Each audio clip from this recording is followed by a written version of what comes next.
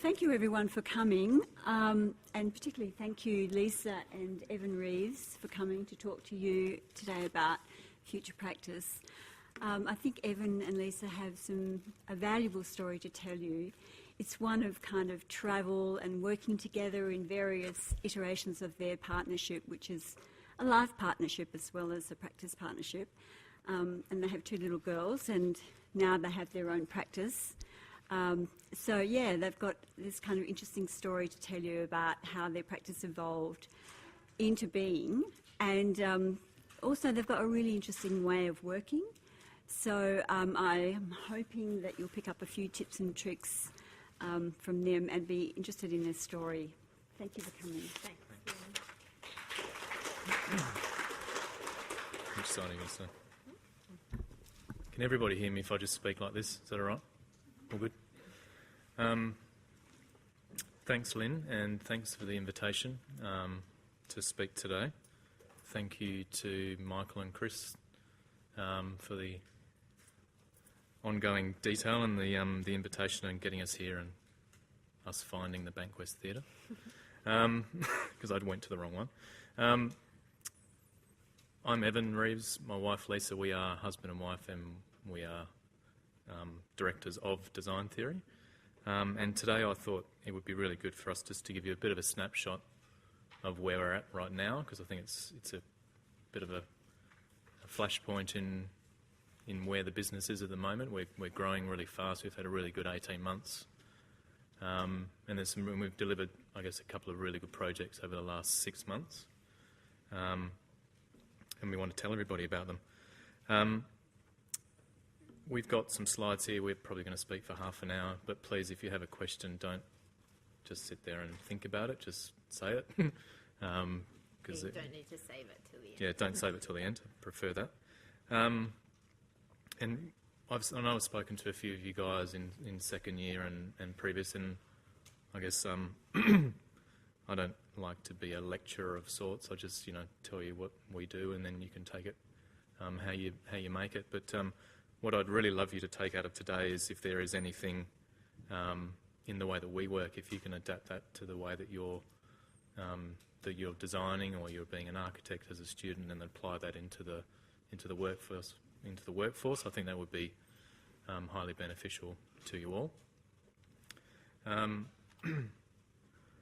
So before I jump into too much detail, this was we were talking to Lynn very quickly just before about the complexity of being husband and wife, dual directors of a design firm, having 2 children under 3, moving house. We just moved house to Fremantle, and then working in a little plywood box in Hamilton Hill that is our house. We bought after moving back from Melbourne, we bought an 800 square metre block in Hammy Hill, and about 5 years ago, yep, had an old shed that the old Serbian father used to machine I don't know what he did, he was a mechanic. But we converted it into a studio and got so busy that we needed to employ 3 people or 2 people. Yeah, within the first year we set up the little plywood box thinking that it would be good for us to have an extra room and be able to get out of the toy-filled family room to do some actual work.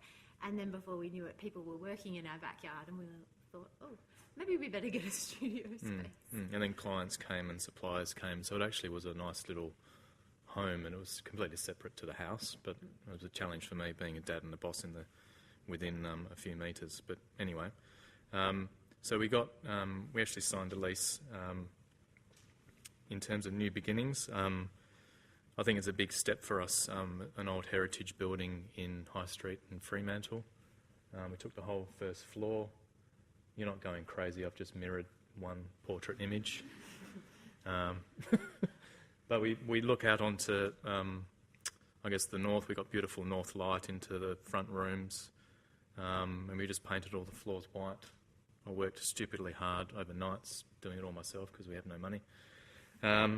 But it's a good home for us, and I guess we can now be proud of our venture and invite clients and, I guess, the design community into our home. And Fremantle for us was a place we not only live in Fremantle, but from my perspective, we work within a couple of 100 metres of or easily the two best architects in Perth, maybe even Australia, being Kerry Hill and Michael Petroni. So, I believe we're not architects. We don't call ourselves architects, but we're wholly and solely interior designers and interior architects. So we're, I guess, getting in the mix, which is nice. It's a bit of a catchphrase for us, and when we articulated who we wanted to be, first off, it was very hard for us to actually put it into words. But for us, we always, I guess, support good design, and we will be tolerant and, I guess, bend the rules a little bit. But I guess for us, it's really important that each and one of our projects has a strong design element. And as long as that's achieved at the end of the project, then we're happy with the outcome.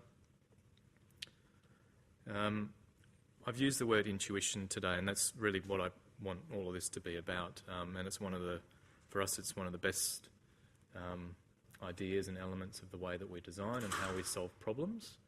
And if you try and define intuition, I think it's quite hard. The further and further you gain knowledge and the more experience you get, intuition actually just forms part of your general behaviour. So I guess when I talked about the current position where we are at the moment, we are using our skill set and our experience in ways that we probably haven't done before, and we're having to make strong, clear-cut decisions very quickly and commit to them. So the 5 words there that I think are very important are things that I almost take for granted. So I challenge every little thing that is the day. Going to buy the coffee in the morning, or riding the bike to work.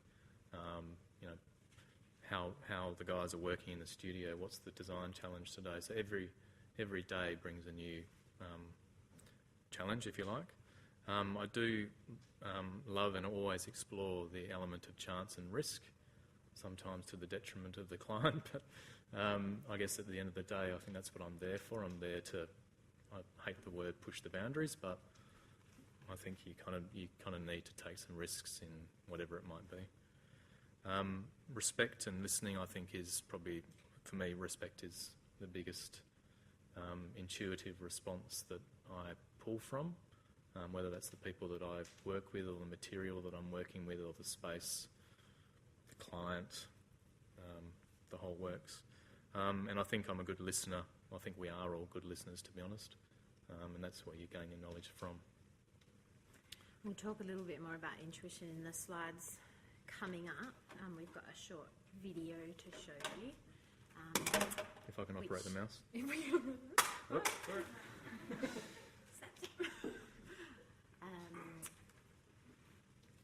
So have you all heard of Olaf Eliasson? Yes? Couple. This was a video that I actually saw when I was working in Melbourne. And I'm not sure whether the video works, but it's actually captioned anyway. Or sorry, the audio. Full screen? Yeah, I think that is full screen. And it's stuck with me, I guess. And at that time, I was working for Bates Smart in Melbourne on a big fit-out project for Fairfax. I just was made. Actually, Sir McDonald employed me, to be honest, which is a whole another story. But I'd just been made lead designer of this, highfalutin project in Melbourne, and we just moved there, and I didn't really know what was going on. But I looked at this video, and it just speaks in very simple terms about, I guess, a proactive role in decision making and the sensory aspects of life. I hope the sound works. If it doesn't, it's got a little caption.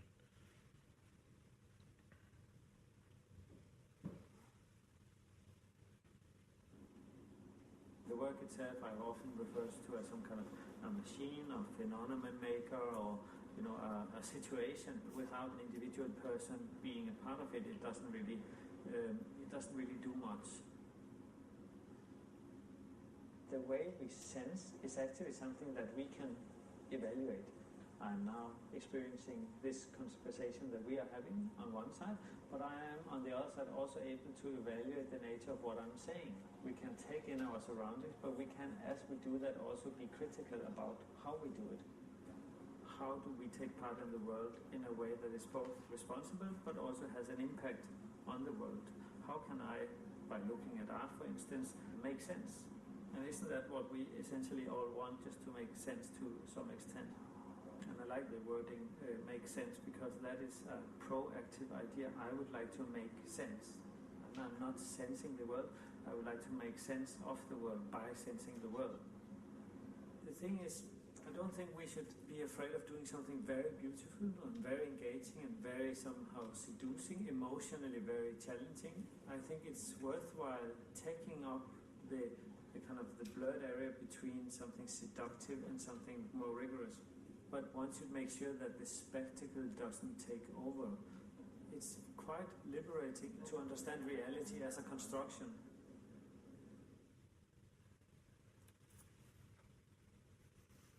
There you go. Sometimes I think if you could, or take all the words that he just said there and articulate them as nicely as that was, I think you'd be doing well. But I just like the simplicity of what he's saying, and the fact that he's speaking in a positive and optimistic manner. Would you like to speak about why we started the business? Sure. Why we started the business. There's definitely not one singular reason. It was a culmination of events. Among them was an ongoing and ever-building group of people asking us to do work for them outside of our current employment. That's sort of one of the practical reasons that built, and eventually we thought, even we who found the promise of starting our own business a little daunting, especially with children, thought maybe we should be listening to this. And I guess it's listening to things over the years, little signs and little clues along the way that pushed us into some really good experiences, whether they be, art, travel, finding each other, design projects, whatever that be.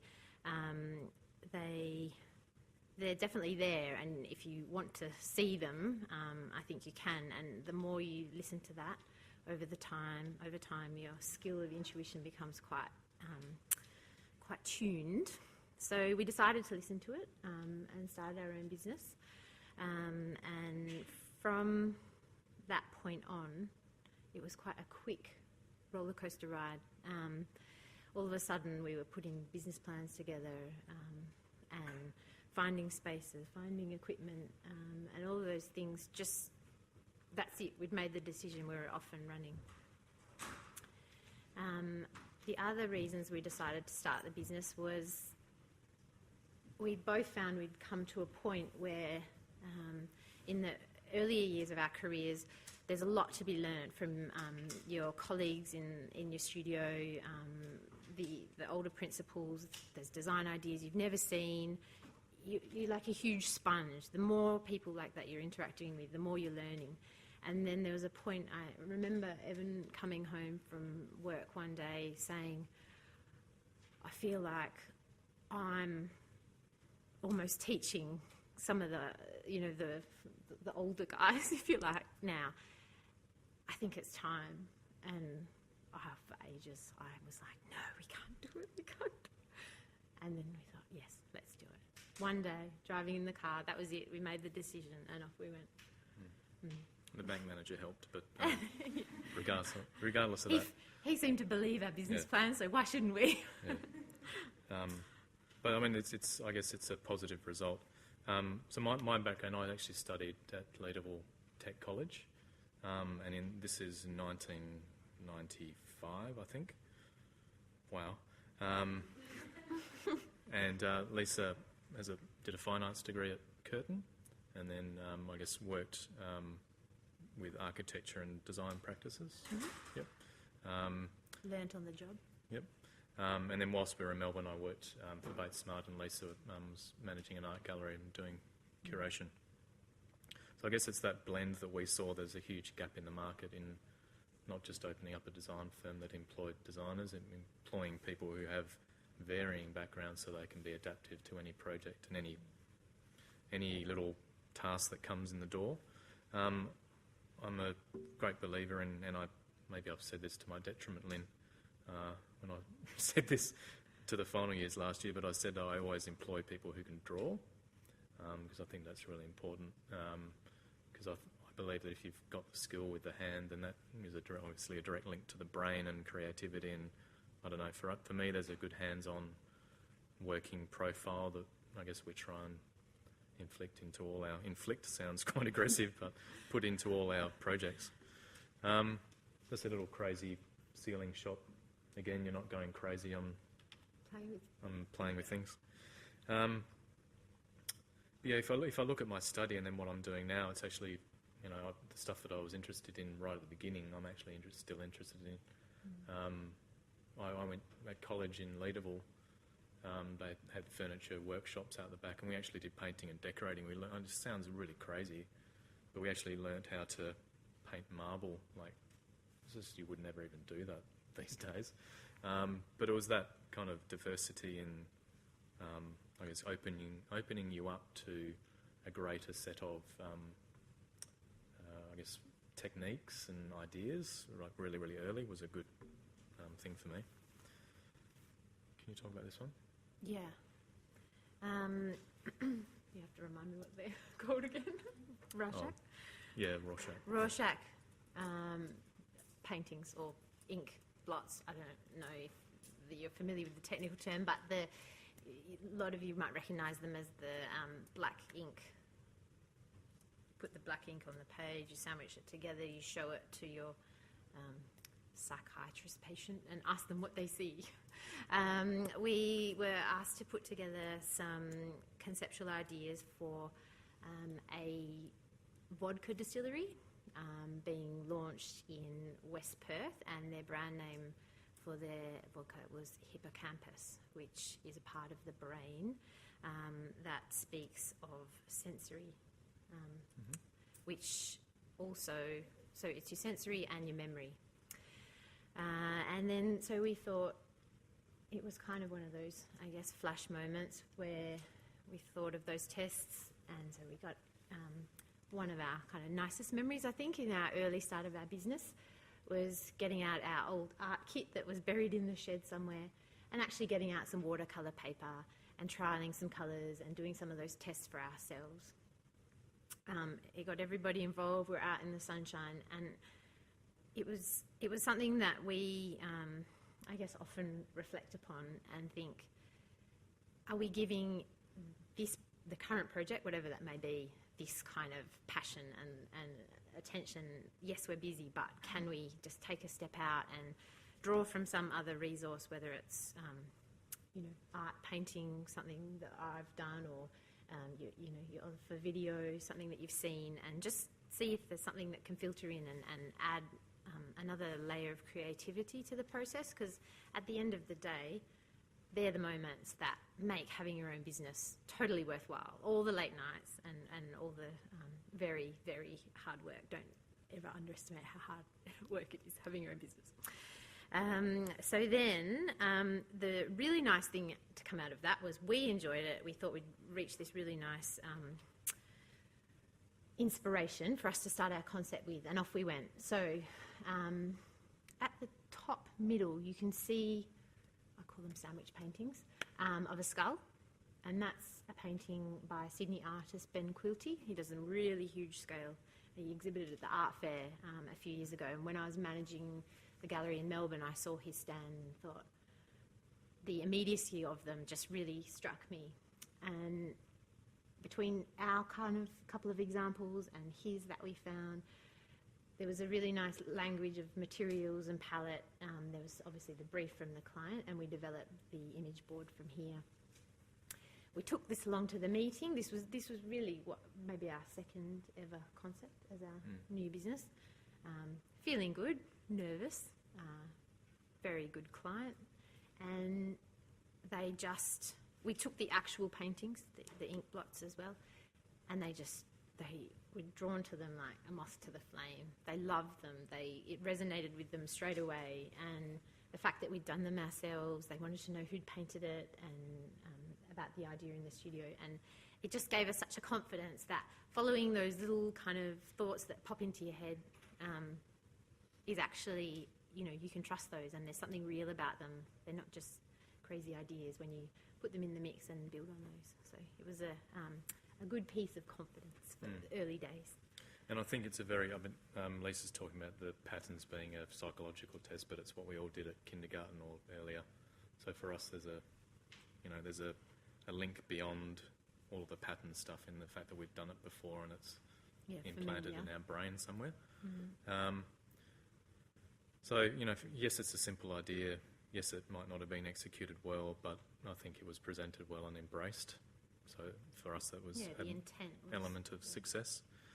Talk about intuitive and respect. I think, and I have shown these images before, so apologies for people who I keep talking about this project for.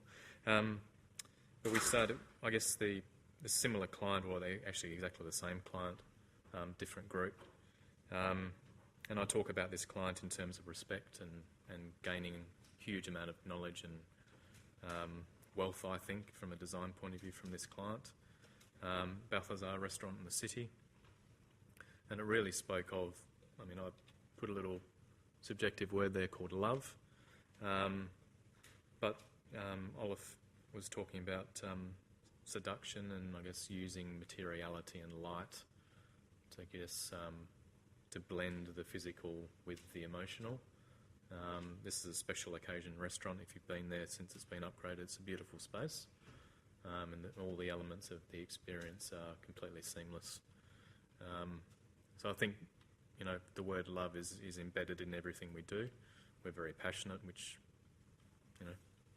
is all to do with love, really. Quality is a very, we introduced elements like the marbles that are, again, familiar, that people almost expect when they turn up to a special occasion restaurant. And it's a highly collaborative project, probably the most collaborative in such a small form that I think I've been involved in. Lighting designers, graphic designers, artists, builders, very knowledgeable builder, cabinet makers, painters talking about textures on walls, and so you're not specifying, you actually take what you think to the meeting and then talk to the painter, and then you make a decision, and then the builder does it. So it's not, I think it was really good. This client in particular has a very organic way of working. For example, he won't make any decisions about furniture, types, quantities, layout, anything until the fit-out gets to a certain point, because he just doesn't believe you can make those decisions till he knows what the space feels like. So, some people don't have lead time. Some people will give you the time to work in that way. And I guess being more and more exposed to those different types of clients, it gives you ideas of how to deal with things. Sometimes maybe you don't need to make a decision right now, and a benefit can be gained from it. I think it's a great way of working, actually, to be honest. I don't know, corporate world, you have to do lead times. Yes, Lynn? Isn't that what David Walsh, the client of Mona, was like? Yeah. Is it Wanda Castellini? Yep, Castellitis, yep. Yeah. The architect, and every day as It- the building progressed, that's when the decisions were made. Yeah. It's very, very complex project. Very, very complex. Yep. And I can tell you, it's very, very bad for your fees. Just for your fee, your design fee just gets eaten up by hours and hours. But So you have to be paid on an hourly rate. ideally, Yeah, well, we were, ideally. but there was no documentation done for that project. It was all hand sketches, so it was a little bit. And I think better. often those kind of that type of client will, will work with designers once they get to a certain point in their experience level, because you need that ability to understand detail and instruct trade on site. And if you don't know what you're talking about and you need to go away and think about it for a week, you're beep, next person. So Evan's got an incredible site knowledge, and often I think, sometimes you may not, I don't know if you've encountered this yet, but builders can turn up with a bit of that, I'm a builder, and Evan quickly has a few answers that prove that he knows what he's talking about beyond, cushions. We like to speak in metaphorical senses as well. When we have a client who wants to create their workplace to evoke feelings of happiness and bring back memories of, going to breakfast with his kids in a cafe, they're the kind of clients you want, but he wants to, give that to all of his workforce as well. So this is a graphic design studio, graphic design and sign makers. They're in quite a semi-industrial area. There's no precedent for anything that well considered in their neighbouring tenancies. He just, was one of those guys that thought that design was something that would add to his business and add to his life, I think, more importantly. Yeah, and they're modest people. They're not, they don't pretend to be otherwise, and we actually really warmed to them because they are who they were. They didn't pretend to be a high art, high graphic design mob. They were very good at what they do. They were very well respected, 20-year-old business, and just wanted to have a bit of fun, to be honest, which is great. And we let them, we had Tom come up with a really cool street art scene for this wall, and then Darren said, "Ev, I love your ideas, but I want my designer to have a crack." And he produced something that, perhaps we would have done something different, but at the end of the day, he gets to work there and he calls it home. So I think that's really important. Yeah, giving the client approaches you to, obviously design the space, but I think there's nothing more satisfying than incorporating some of their commentary and some of their ideals, and what happens with that is a sense of ownership. And all of a sudden, it's not you telling them what would look good, it's them and you. And what starts to happen, and what we always try to achieve, is a sense of a team. So it's us, the client, the builder, and whoever else is collaborating. And we're all hopefully on the same team. And you go through and, oh, that looks great. Oh, can we get around this? And it puts everybody in the same boat, and I think it's a really nice way to travel through a project if you can achieve it. We made him spend 3 times as much as he wanted to spend, but that's another topic. I've got here inclusive idealism, so it's, again, it's our subjective ideas, trying to get people attached and responsive to their senses.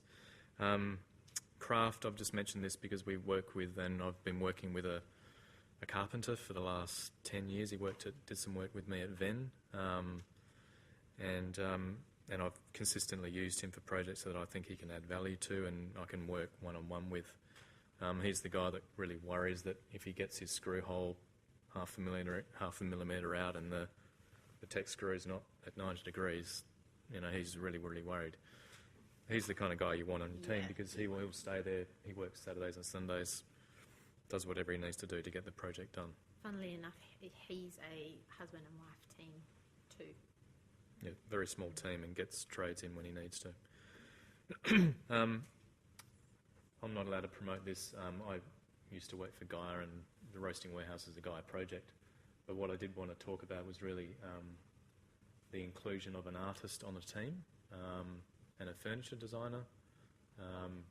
Having, whether it's, you actually use doilies, so they're painted, overlaid doilies on the table, which is an old, you might go to your grandma's house and doilies are still there, hopefully. Hopefully they're still around. Yeah. And then you place little familiar, community suburbia, little, figurines of men, dogs. And what it does is, it's a talking point in a hospitality venue. It gives it some identity. And I think also there's the plywood top. Yes, it's come alive now, but also it adds something. In that instance, the client was Eastern States, but as well to our day. We're working in the business. We're working really hard. We get to go to Theo's studio in Fremantle, see all his sculpture, in progress. I saw him yesterday. Yeah, and support what he's about. And I think the creative industry is as much about that as anything is. If someone's doing something really amazing over there, they're not in competition with you. let's get them on board and use them. We've started using one of our employees. Her partner is an illustrator, and you'll see in a project coming up, not because he's a partner, because he does some great things, but I guess it's our personal interest in art as well, but where possible, why not? They can just add that whole nother layer. Just wary of time as well. I don't know what the time is, Lynn. Is it half past? Or? Yeah. Oh, sorry. Gotcha. Thank you. Customisation, I guess leaving the control of a project and an outcome to an artist, for me, is really fun, not needing or wanting to control everything. And then hospitality environment, I think it's a bit easy to do that. And if you've got the right people on board, there'll always be a good outcome. Customisation, I guess creating identity was one of the biggest things. We always try and give people different things. We're not a rubber stamp business, and nor do we want to be.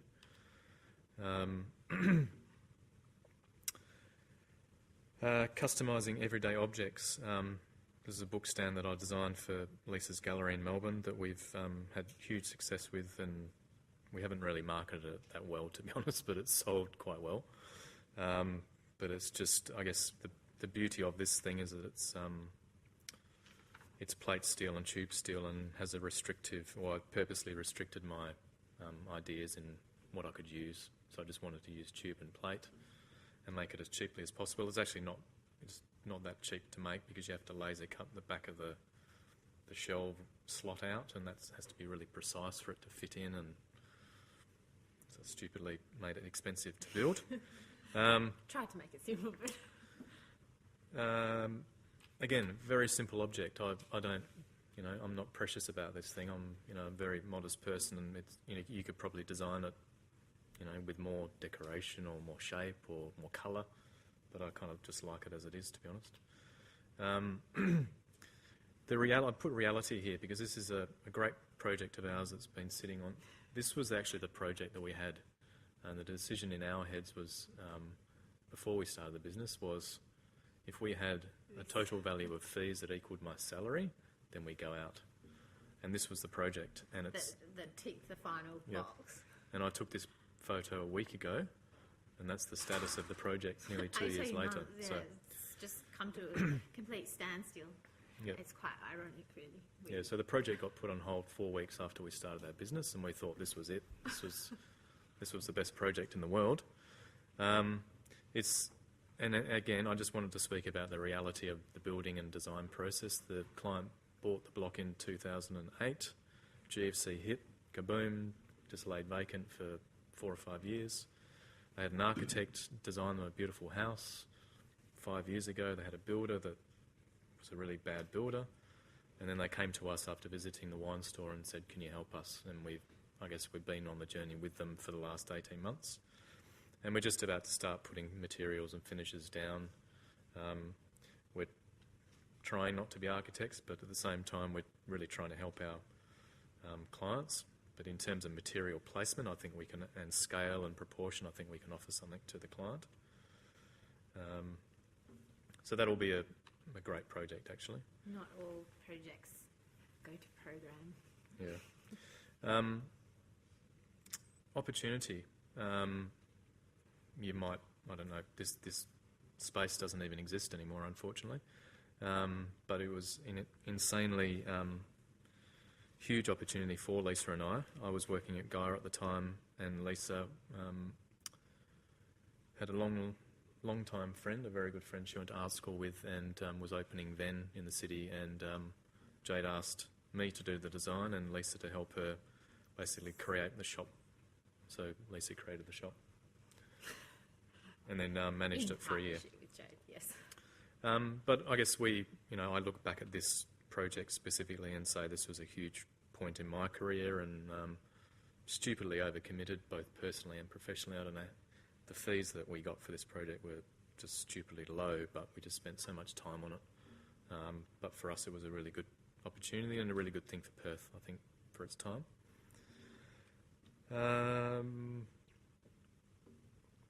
This is a wine store, which is, I guess I talk about change when the first, change and challenge and risk and chance at the beginning.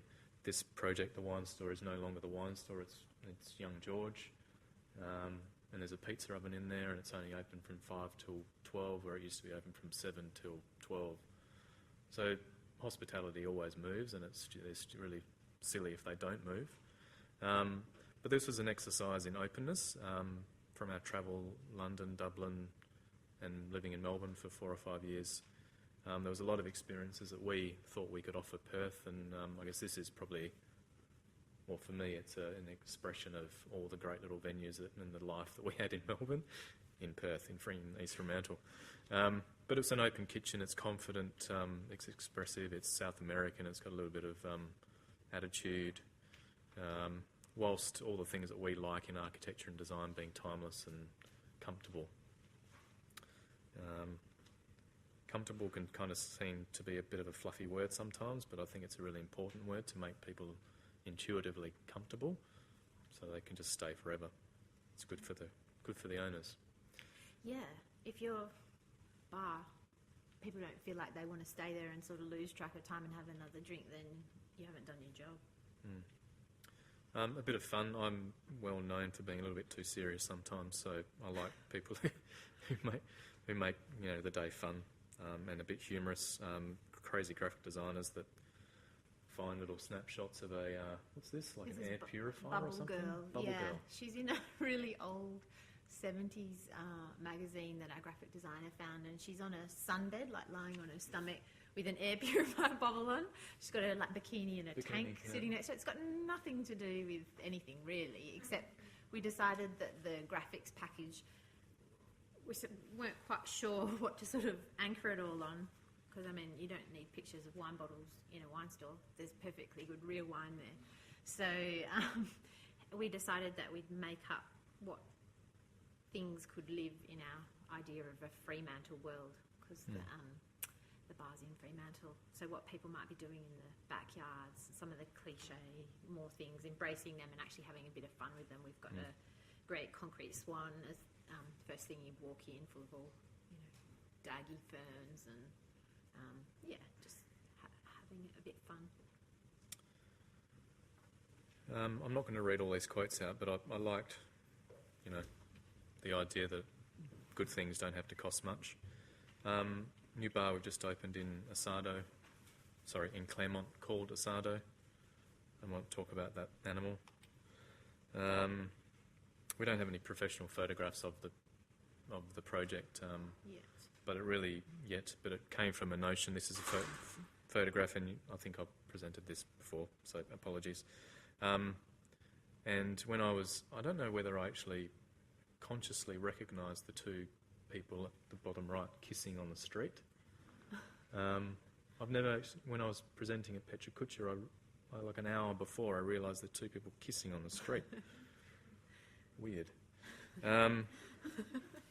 But this it's in Buenos Aires, and the Asado Argentina. is an Argentinian Sorry. bar. Just there is a connection there. Sorry. Where was I? So we'd been there, so that was a good start, tick. And we'd been to quite a lot of bars, tick, so we were off and running. Yeah, but there's I think there's a nice symmetry between those latitude countries that have the same climate, and for us, if you've been there, it's kind of got a really nice openness to the front end, and it basically looks exactly like this, apart from the really expensive white marble that we were going to put on the floor, and that is concrete. But at the same time, it has a really nice connectivity between the outside world and the inside world. We always try and impact our projects from a natural point of view. The longest bar in Perth, I think it is, well, it's probably not, but it's 20 metres long, easily, and is meant to, I guess, have a little bit of symmetry to the wine store and speak of an open kitchen, and you can see your food getting prepared. There's a clear definition between drinking and eating, so it's a bit more homey and a bit more private. If you need privacy, you can have privacy, I guess it's a point of choice. Lisa mentioned site, and I still believe this is the most critical part of my knowledge at the moment, and I mentioned the marbling at college because I think that's really important, to use your hands and to get involved in the physical world with having a really good understanding of the theoretical. Chris and I touched on very quickly the creative and technical balance of architecture and design, and kind of, I guess we enjoy both. I also like the fact, when you demolish things, everybody's completely out of control, and I've mentioned that a few times. I really like that unease on a client's face when they're like, oh my God, you're just ripping down something that, seems perfectly it's $500,000 or, whatever. And it's really fun. But it's good to see a craftsman at work and how the precision in just using a, brick. There's lots of brick bars around, but we wanted to try and evolve it from the roasting warehouse and use a material in a different way, put some patterns in there. These were Valeria calls them little zips on the bar that the bricks make. Exposing the food process, I think, is very important, and just using all the elements that you and I think is natural in terms of a kitchen. You want to see your food being prepared. So it's a charcoal grill. There's lots and lots of technical bits. It looks very simple, but just the fact that, the air extraction, the mechanical systems, the lighting. The acoustics of the extraction to the neighbouring apartments, etc. Yeah. So this project we've had on our books for 2.5 years. It's 120 small bar. It's not a very big project. A nice dining hall down the side, which I guess relates to the laneway. So a nice external laneway. And the idea of confidence in just being bold, and this used to be an old office, and now it's a bar, and everybody eats meat in there and has a good time, and it's nice and jolly, and it's right on the footpath. So it's exposing the whole hospitality and the experience of being with your friends.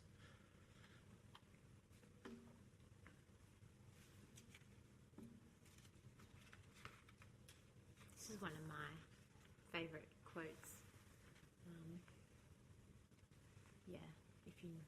I just agree. Why do it? We definitely don't set out with any fixed ideas, and enjoy just taking the organic path along the way.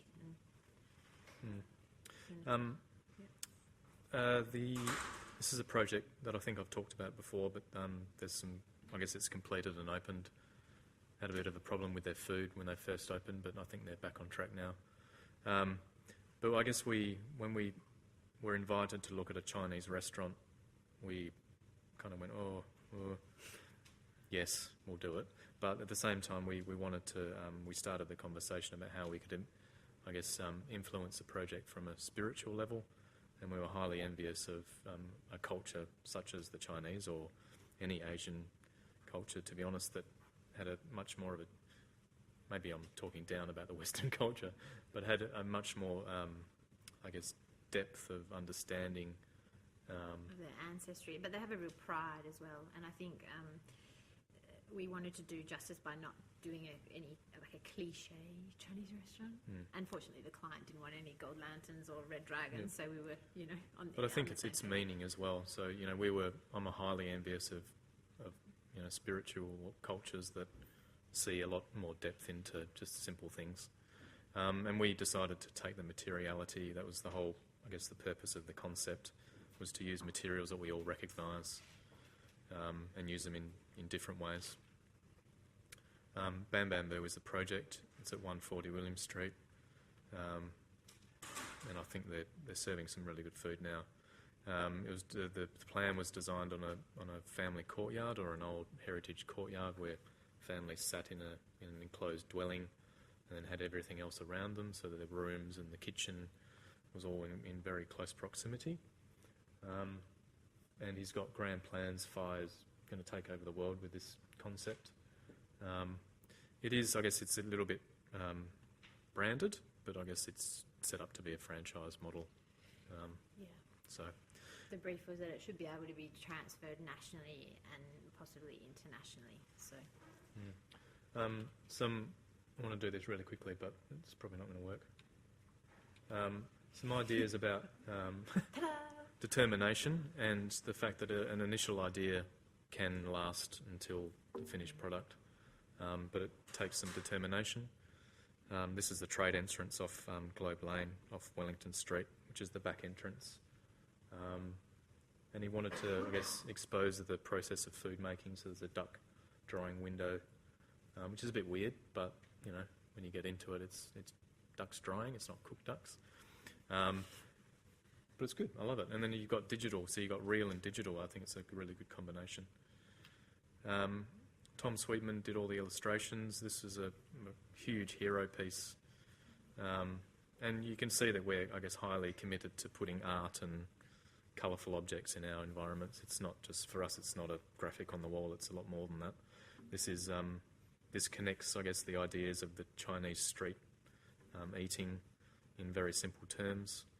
And it's got a little bit of history. It's got the ugly Chinese boy stuffing a dumpling in his mouth. It's got the chef, the tuk-tuk on the street, the bike, the restaurant, the scene. So it's got all these kind of familiar Chinese ideas without taking the piss. Excuse my French. Just some other, you know, these are my initial sketches, and then I guess that's the end product. Simple use of, you know, roof tiles to make the pattern on the border walls. We pared back the really expensive blue glazed wall tile and used a CFC shingle that had a textured paint on it. So I guess it's a bit of a compromise we did, but I think it still works very well.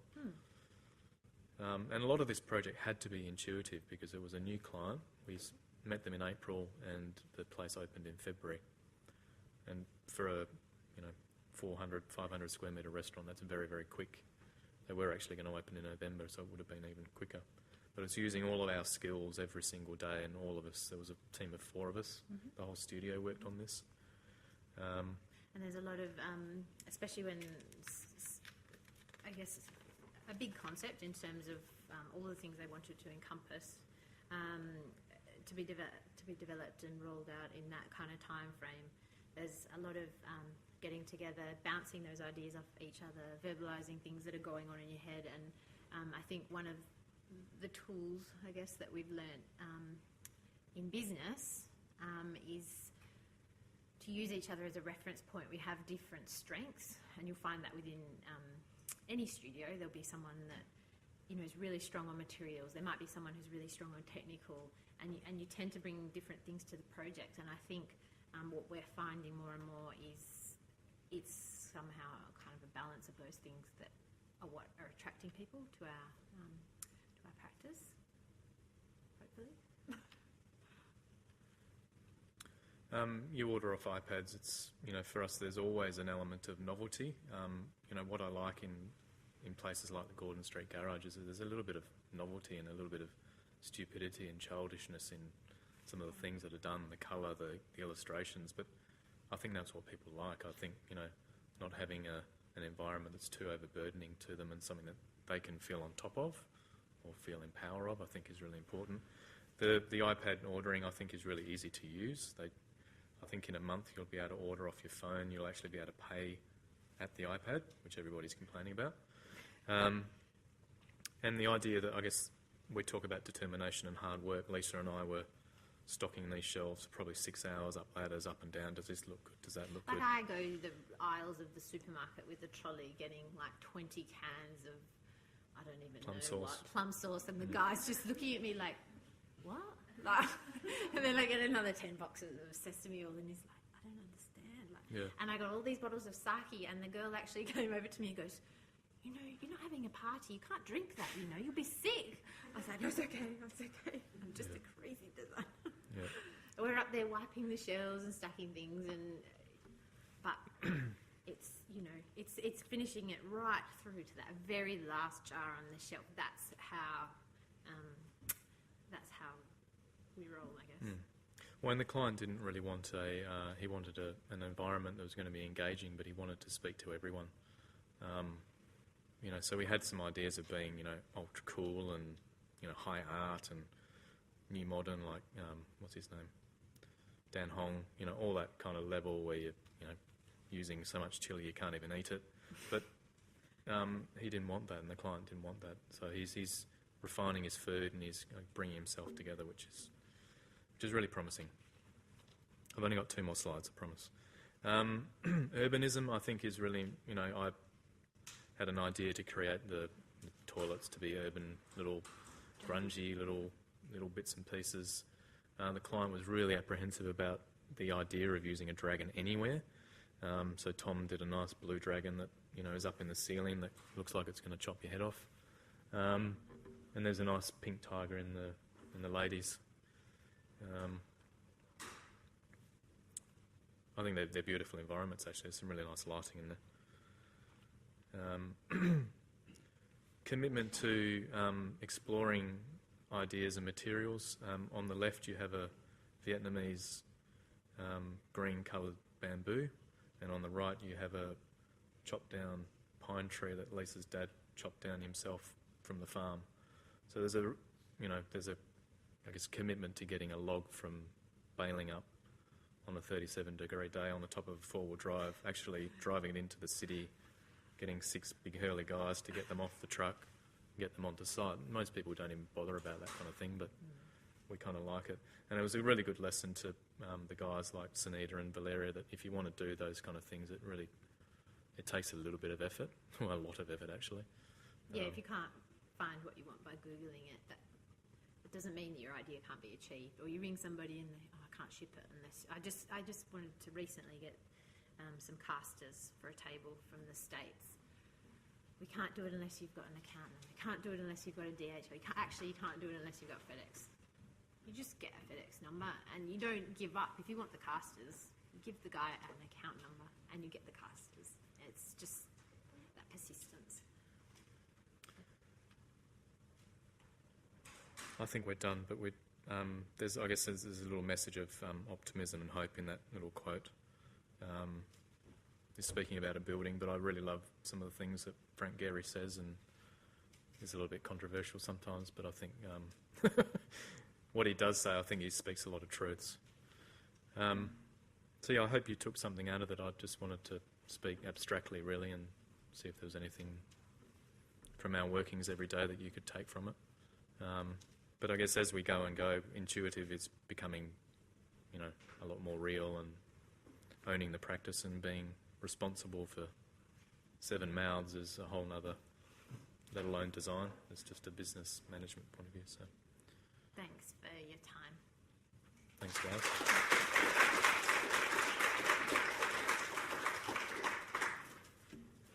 Anybody have any questions for Mr. Hanna? We'll come back. At what point in your career do you start tipping towards intuition over the kind of rigorous design process? I'll answer first. I was actually thinking about that driving along today, and I tried to I sort of thought if I could put a pinpoint on it, where would it be? It sounds like a long way away, but I'm going to just come out with a fact and say I think it was around 10 years.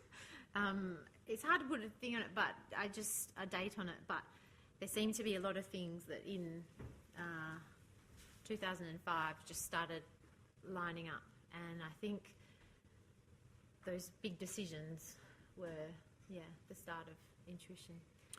Yeah, but I actually think that a lot of, we always apply rigour to, I had a lawyer client and he, in a pitch with Sterling, and he asked me a very direct question. He said, what do you believe is, what makes a good legal practice and a bad one, or a fit out he was talking about, working environment.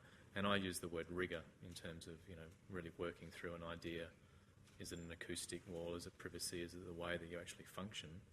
I think you still apply rigour to things, and I think, whether it's rigour, as we just described in sourcing the timber, or whether it's, the shape of something, or the space plan, or the relationship with the client. So rigour, for me, the design process can be anything.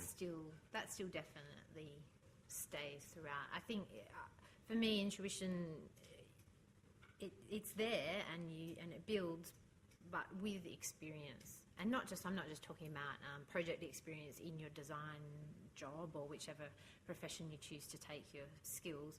It's experience in the travel that we've done. It's experience in some kind of extracurricular activities that you're interested in. Like Evan's done glass blowing, for example, in Victoria.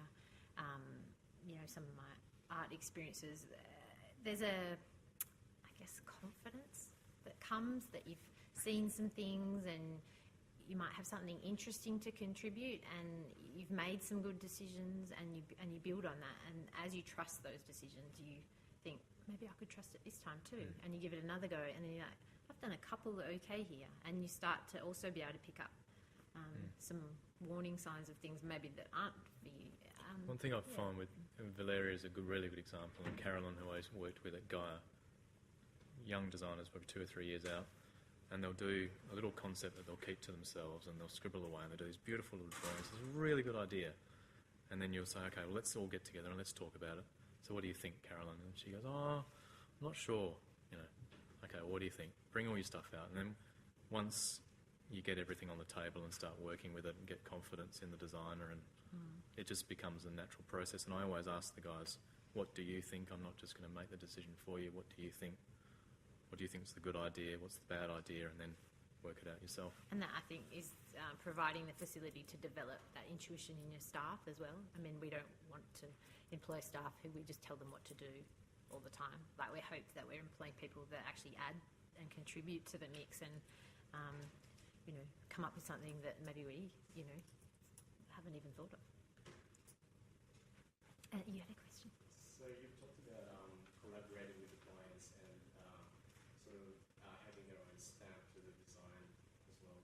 And there's this overall notion about sort of not designing for the client but not designing what you want.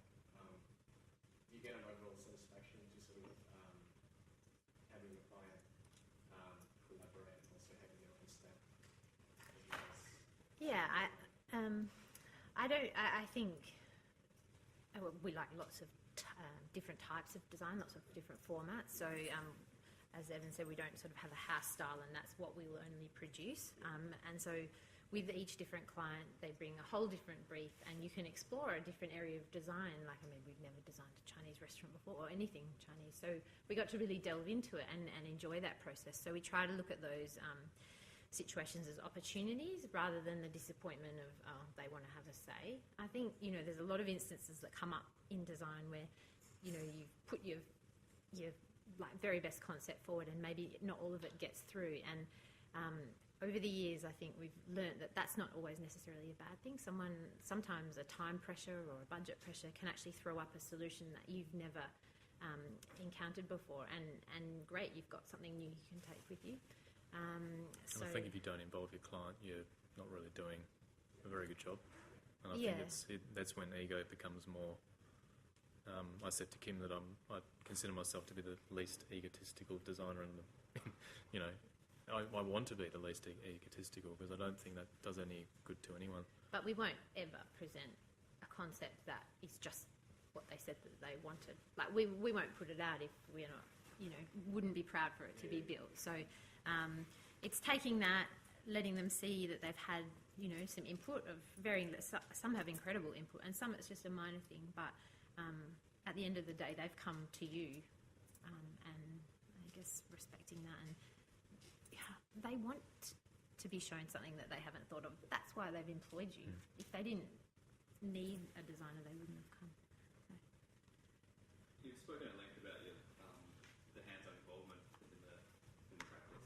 How do you see the business growing and sort of maintaining your sanity in terms of the amount of time you're spending on those projects? Yeah, that's a very good question, and something I guess is a live topic in our lives in terms of us getting a lot of discussion. I think it's critical that we carefully select the team members that are on board with us. So far, we're very fortunate in that, I guess, they understand how we operate, and that's why they've wanted to join us as well. We expect, I guess, that same level of commitment. So we've, got the girls, down there carrying boxes and chopping up samples with saws. That kind of attributes are something that we actively seek in them. So that will help share the load. It's definitely interesting, I think, all of our clients, and I think it's quite typical for a small business starting out, want a lot of contact time with Evan and or myself, and that is hard to manage, particularly Evan, who's in high demand, because I'm just part-time, just. not just, but I'm part-time, returning from 2 babies, so my role is growing again. But I think our decision has been that we're not actually going to grow too large. We want to stay as a single... It'll be a challenge, though. A single-figure staff number, and it will be a challenge, definitely, but... Yeah, I think it's all about the team that we employ, Yeah, really, at the end of the day. That's the only way that we can manage that. And that's that common, I guess, goal and wanting to be that kind of, be in that kind of practice. Yeah. Yes. What would you recommend as being the best way to get on-site construction knowledge? Good question. Go to site. Yeah. Yeah. Yeah. Well, I mean, just look for... Like, are you doing work experience at the moment? Can you? I would go and can you request some? Like, just say whenever there's site meetings, can I, as part of my work experience, I would find it really invaluable, and I would actually formally approach someone and request it. I just can't say how valuable that is. You just, even if you just stand there and don't say anything, just understanding the conversations, the problem solving, site behaviour, maybe you can try requesting it. I guess they'd be hopefully open to it. I mean, we used to, for the DIA, we used to organise site tours, like of say it's Elizabeth Quay, for instance, or I know we did one for Brookfield Place. We did one for a while ago for Woodside, and there's probably one happening for King Square, I would have thought. So it's probably just tapping into those bigger ones that you can get your hands on. Yeah. But there's lots of, I mean, all the space market stuff, they're constantly, City of Fremantle are constantly doing things. There's a lot of development happening around the city. Yeah, I think it's just, if you can get yourself in an environment that promotes that, and then, like Lisa says, actually articulating that you want to do this. Yeah, because they may have just thought, maybe they might not know that that's of interest. So yeah. And go and do a short course, or start working with your hands and with materials.